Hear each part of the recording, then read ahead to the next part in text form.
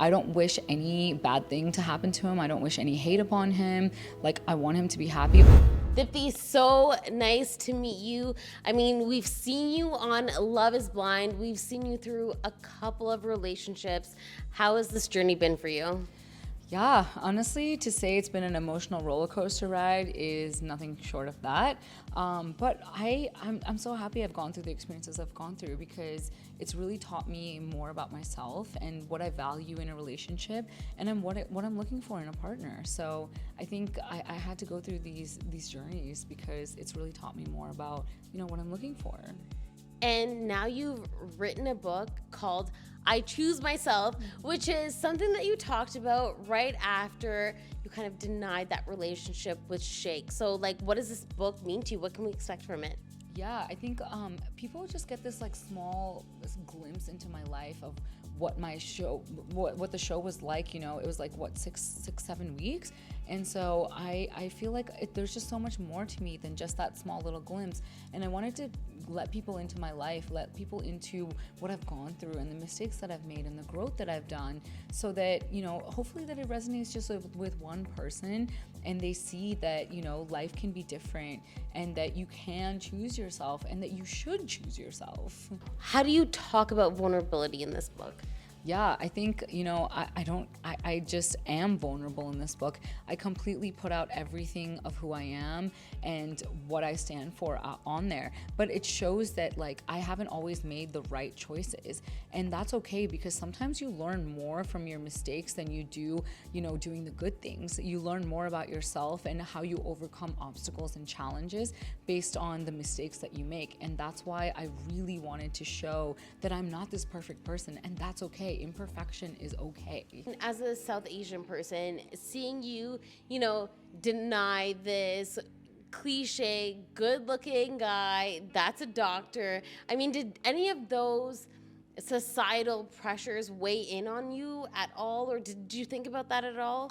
Yeah, absolutely. Because, sometimes, when my parents wanted to get me arranged marriage, they would always have this checklist, or we would have this checklist of okay, he's got a good profession, he's a good, or he comes from a good family, he does this and this. But never do people sit back and realize, oh, does he make you happy? Is he compatible with you? These are the tough questions, because yes, he may look perfect on paper, but he might not be perfect for you based on your personality or your compatibility. And that's what's important. I want to switch gears a little bit and talk about after The Altar just came out. Like I said, we've seen you go through 2 relationships. Everyone wants to know what happened with Kyle. Yeah, Kyle and I, we built this amazing friendship foundation, and there was obviously feelings there, but we wanted to make sure that we don't have regrets in life, and so we had to take that next step. But in doing so, also we risk understanding that maybe it might not work out, and that's what happened for us. It didn't work out because our goals didn't align with what we wanted to do. Plus, we were in such a pressurized situation. We just got off the show. We're getting all this, all these comments from people. We're getting a lot of opinions from people.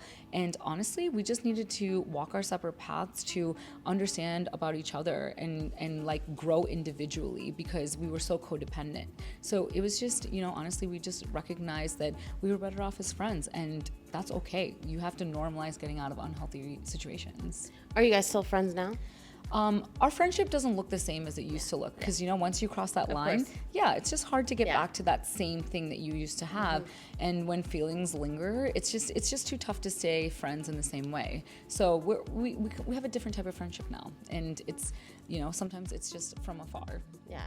Do you think that episodes of After the Altar coming up, being on camera again, kind of pressure that relationship with you at all, or? Yeah, absolutely. I mean, we were going through life just kind of not addressing our feelings for each other. So when the cameras are rolling and people all around us are asking us what's going on with you guys? You spend all this time together, you're doing this, and you say you care about each other and blah, blah, blah. And it's yeah, it really forces you to kind of look into your relationship and say, okay, it's time to address our feelings. And we were at that crossroads. It was just that, After the Altar kind of really forced us to address them. And so, yeah, I think we needed to take that step and to move things further or go our separate ways. Let's talk about Shake. I know we. No, I was kidding. I know. I was gonna say I know that we don't love to talk about Shake, but we have to bring it up because it was a big part of your life at one point, right? After the altar, Shake wasn't there. Do you know why he wasn't there? Were you a part of that at all?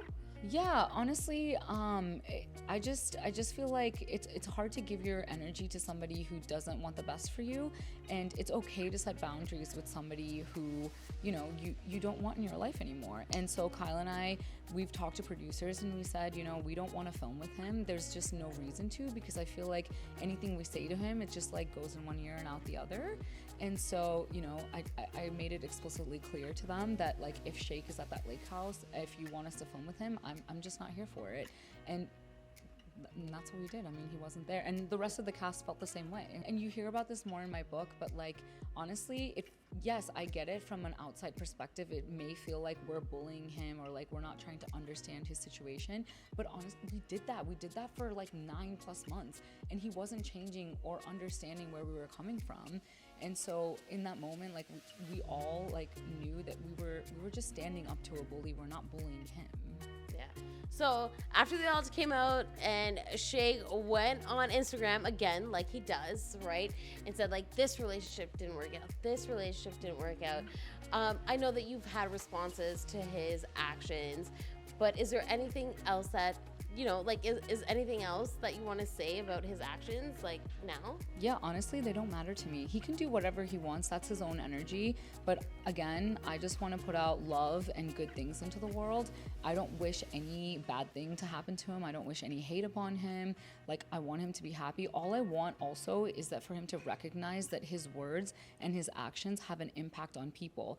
And if he doesn't see that, then he doesn't see it. But yeah, I don't want anything like negative to happen to him, but I also do not want him in my life. Fair point. Fair point, right? Exactly like you said, you choose yourself, right? So you have this book out. What can we expect from Deepti next? Yeah, I have the book out. I'm doing a podcast, and honestly, I feel like I really love doing speaking engagements. Like I did the TEDx talk, we did the Self-Made Summit today, and I just feel like that like really brings out a lot in me and like a lot of good in me. And so I want to just continue doing speaking engagements like that and meeting new people, because along the way, when you're traveling and you're doing these, conferences and things like that, you're surrounded by women, people who are inspiring, and that inspires you too. And so I really love being around that energy. So yeah, and honestly, it's great that I don't know exactly where I'm going to be in a year, and that makes me happy. Thanks for watching, and make sure to like and subscribe to our Narcity channel to see more great content.